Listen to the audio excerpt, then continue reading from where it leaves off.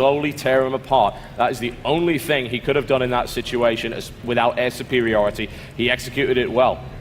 Indeed, and this map is a little bit annoying for Zerg due to the fact that this version of the map has destructible debris on it, and it doesn't have a pathway for any run-bys either. So this is actually a pretty good map for Terran, and just to go back why it's a bad map for Zerg is because you have to get rid of destructible debris. You don't want to build units. You're going to have to build units early, and it takes away from drones, takes away from the income, takes away for a potential fast third base also. But at the same time, it opens up that third base for Polt to take, and it's very easily taken too because there's no run-bys available. Not like on other maps such as Daybreak, such as Cloud Kingdom, where you have to think about that. This map, it's free to take as long as you destroy the destructible debris, but a Terran player is always building units, so they're always going to be able to knock that down really, really fast.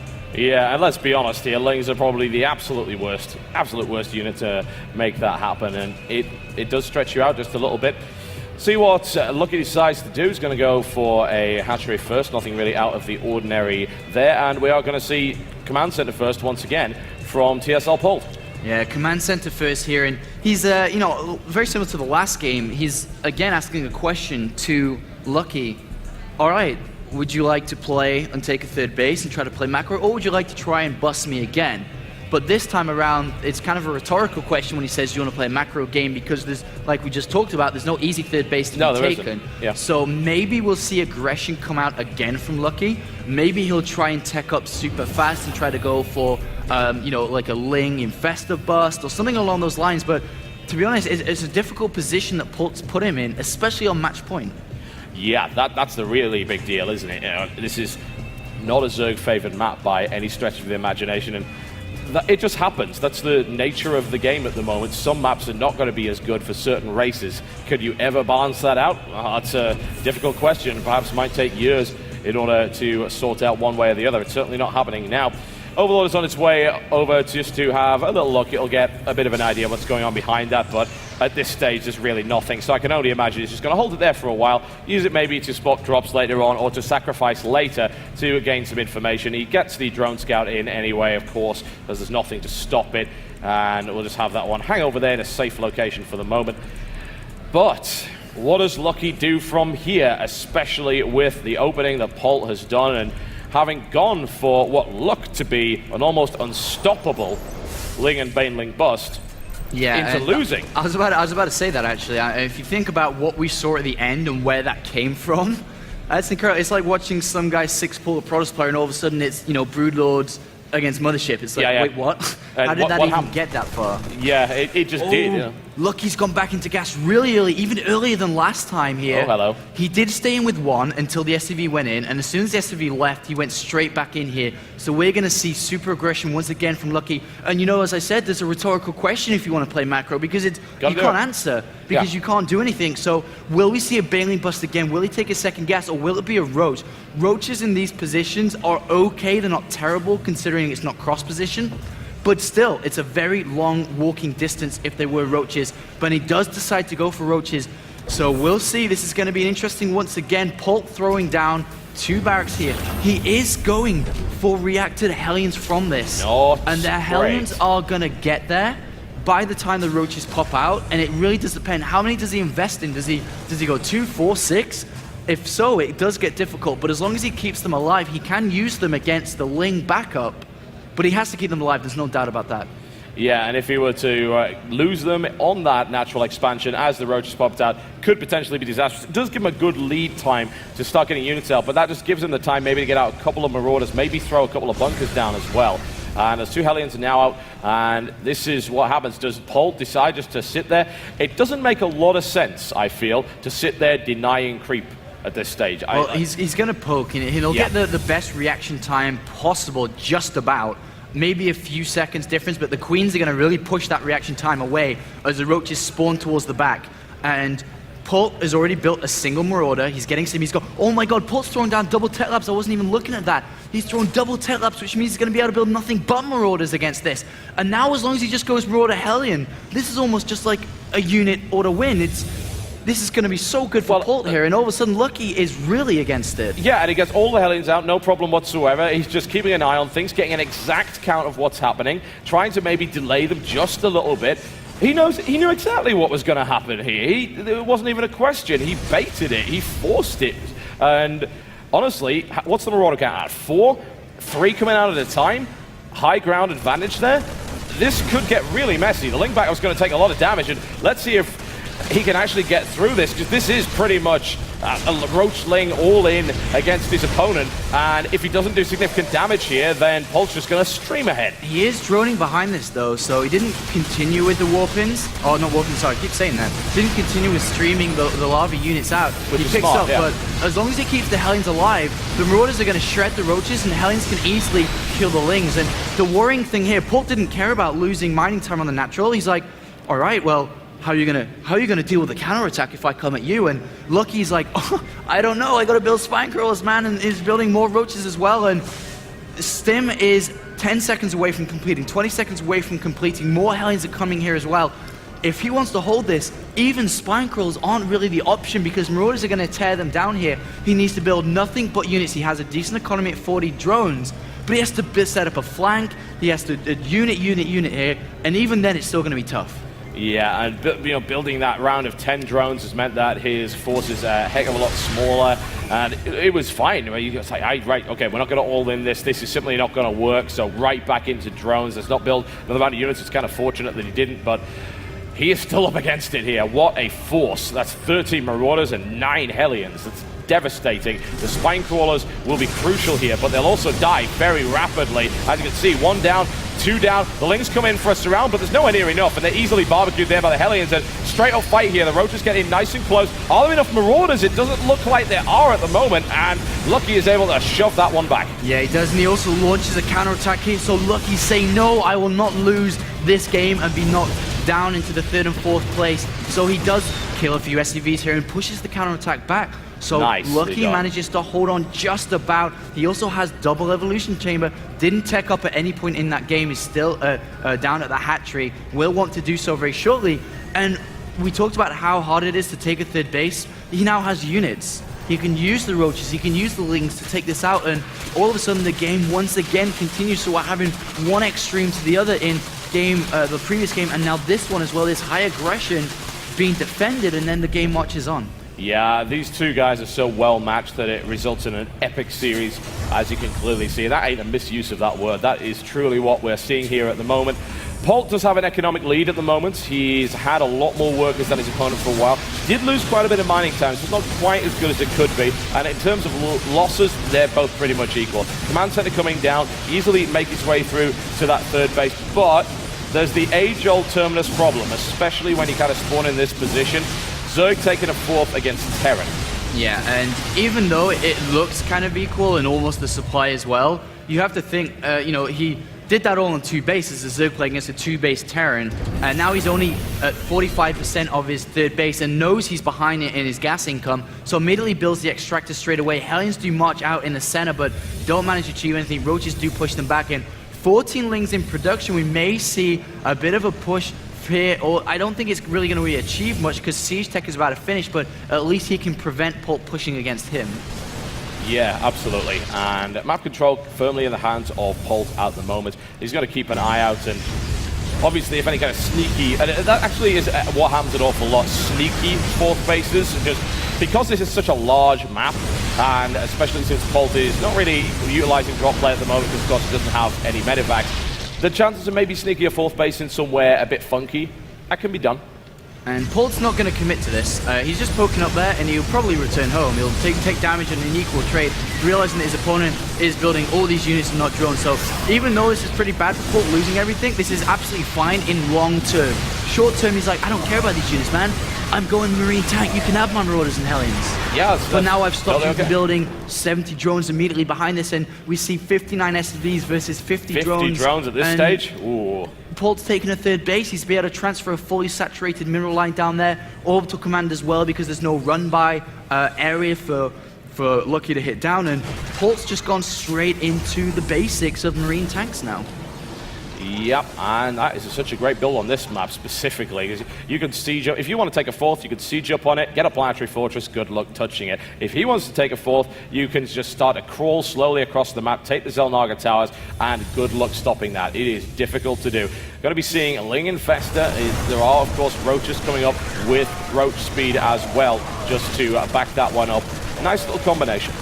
And Lucky really can't push at all in this game Nope. until he starts this Medivac production, which he just starts as I say that. He can move to the center of the map and hold the closest Xel'Naga tower, but he can never go for an efficient push to kill until the Medivac count is high. And I really do believe that he was just going to go to the center Xel'Naga tower soon when the upgrades finish and the Medivacs do start to come out.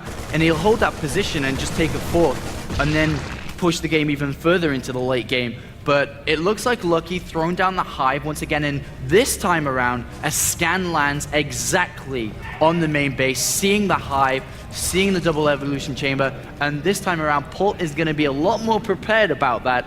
You know, that composition late game. He's going to be a lot more proactive about finding out, is it an Ultras cabin? Is it a greatest spire? He didn't scan or know about the spire, which is down on the natural, but like I said, he's just going to be so much more in the mindset to deal with that late game Zerg. Lucky has taken a proactive move and has taken a fourth base. This may trigger Polt to actually go and try and destroy it. See what happens, and he is rolling out with a large number of tanks. His bioforce is quite significant, but of course that was just the vanguard of it, and sensible there by Polt not to send a whole lot in at once, because he doesn't reveal just the size of what he's got there. And a super timing coming from Polt, realizing that always got to be careful against those fungals, but super timing from Polt, realizing that the hive is being constructed. That's a lot of gas from 3 base. You don't have that much of a gas-intensive army. My army's actually really strong, by the way, Lucky, and he's pushing forward now, and he's going to prevent that 4th base and set up an amazing position. Awesome game reading and an awesome move by Polt. It's fairly rare that we see supply block actually affect Zerg, but at this point it really did. Look at the amount of lava that's available and not being spent, and that is those are units that he really needs right now, because Polt does have a larger army, is closer to supply cap than Lucky is. Not the best engagement here for Polt, but if he backs off and gets back to the tanks, he'll be absolutely fine. And that 4th triggered him to go, and the 4th is gone, and now the Broodlords are on the way. That's the transition for Lucky, and Polt is, I mean, he's not really prepared for it yet. He knows that it's coming, one has to assume, or at least he knows the possibility of it. Well, I think his plan is to kill before it happens, and then if it does happen, deal with it then. So he's going to slow push. A flank is set up here by Lucky, but there's so many tanks, so many Marine Marauders here that it's not really going to work, and slowly we are going to see Polt crawl, tank by tank, 2 tanks by 2 tanks, towards that natural. He scans, getting rid of that creep tumors. He scans the natural area. I'm just going to quickly check his vision. He didn't see the Greater Spire. He doesn't see any Corruptors either. So he still isn't assertive with what exactly is coming, but he knows it's something, and he knows he has to go now. Yes, he does. No doubt about that. And a little strike here on Lucky by Polt. A large number of Lings discover that this is probably a bad place to be at the moment in that kind of composition, but it's going to be a sandwich maneuver from both sides. Comes in from both sides and does very well. He lands the fungal on the left. Does Lucky get the clear up? And does he have quite enough? Yes, it looks like he might do that. Nicely crushed there by Lucky. This drop is also dealt with, and Polt's army does take a bit of a hit. Yeah, it's a fantastic super move there by Lucky, and he pushes it back. And now we talked about what does Polt do? How is he going to play with Hive? And it really was kill him. If I don't, then I have to deal with it. Now he has to deal with it. He's got a 4th command center. He's going to try to take the middle of the map. But he is building Marauders. I don't think he's expecting the Greatest Spire yet. He hasn't seen anything along those lines. Just looking through his vision, you know, he hasn't started Vikings. He doesn't have a 2nd starport. So once again, this may come as a bit of a surprise for him. He scans there, just checking the unit count, sees the 4th base going down again. Another thing Polt hasn't done is actually scout to see if there is a hidden 4th base anywhere. But that's something he may want to do. But 12 Infestors coming out. Well, we didn't see too many in this game, but we certainly are now. Yeah, Lucky loves his Infestor play, and Infestor Broodlord is just such a great classic composition in the current metagame. It works very, very well. Polt has a lot of Marines as well, which means that that's a lot of damage. His medevac count, it's at 8, it's pretty good, but it also means that the medevac's can be torn out of the sky. Here comes another flanking maneuver. Looking to try and deny that base. It's not going to happen. There's too many units there. And of course, once the command center turns into a planetary, Ling run-bys are nowhere near as effective. In the meantime, Polt rolling out undeployed tanks here, but he's got plenty of bio-support on the ground to prevent that from doing any damage. Broodlord count currently at 4, not huge yet, but the window for Polt to really stop that in its tracks is rapidly shrinking. And Polt did land a scan just before, and he saw the Broodlords, as you saw the Viking production now being started. He realizes he's up against it once again, and he'll establish this very similar defensive posture and position on the center base, I suppose, just making sure that the Zerg play can't take a fourth base. Polt expanding to the south, but here comes that slow march once again. Are we going to see drops start to come out here from Polt? He's picking up his units. He knows and scans again right on top of the army, sees the queens, the infestors again, but this time there's not as many Broodlords. No, nowhere near as many. It's not quite as scary. I'm just going to check how many kind of defense. Never mind. Here comes the big drop, and that was a big drop, going right into the main. The standard response, it seems, from Polt, but he is going to end up getting flanked by these Broodlords, and these tanks are less, of course. Polt picks them up very rapidly. Nice fungal there by Lucky just to bring that down. He wants to kill the Hive, and it will die. No clutch transfuse available. Unfortunately, that entire army was destroyed as a result of that. And once again, I really don't think Polt is flustered by anything he sees, as long as there's no fourth base, because there's not as much gas available for Lucky. And Polt's taking the center of the map, he's taking the south side of the map also. He has Marines on patrol move on the right-hand side of the map, so he knows every single base, and he knows that all haven't been taken by the Zerg play. Scans again. He can just use scans at free will now, because he has so many expansions that he has a good economy and money banked up. And we are seeing Thors coming out again. Vikings, 3 starports at a time coming out here. So we will be even just increasing that Viking count compared to what we saw previously. Yeah, he's refined what one assumes that he already knew what to do, but he's certainly refined that over the course of this series, and Lucky's in an even worse spot than he was previously. The army supply count tells a fairly ugly story. The siege is going to come in here. It's going to take a while for this planetary to die against these Broodlords who the Broodlings have +2, but the actual Broodlord strikes don't. We've got another drop coming in from Polt into the main once again, trying to secure a beachhead to do damage. This siege is going to take forever if he continues just to use Broodlords. There's simply not enough of them, and he can out-repair what's coming at him.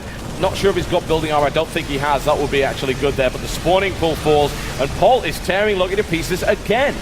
Yeah, and Polt says, you know, those Broodlords, they're pretty slow, right? And Lucky says, yeah, unfortunately. And once again, the zombie army comes out, and the planetary fortress goes down. But well, it will go down eventually here. Well, maybe no, actually, because the Marines and Marauders are killing the infested Terrans faster than they're doing damage to the planetary fortress. That's comical. That really is. And actually, that's the big problem, because there's no upgrades on those infested Terrans at all. Their DPS is not as high as it could be. This drop eventually gets cleaned up. The loss of a couple of infestors, and infested Terrans rain down on that. This planetary fortress is not going to die anytime soon. It's got 87 kills and is rapidly destroying everything that comes at it. And here comes Polt's fleet now. It's currently at 12 Vikings, 5 more in production, Thors as well. As long as he spreads out, again, there's only limited amounts of fungal growth, and let's have a look how he splits. Look at that Viking spread now, with Thors and Marines, every single angle. Excellent, here it comes. This could very well be the end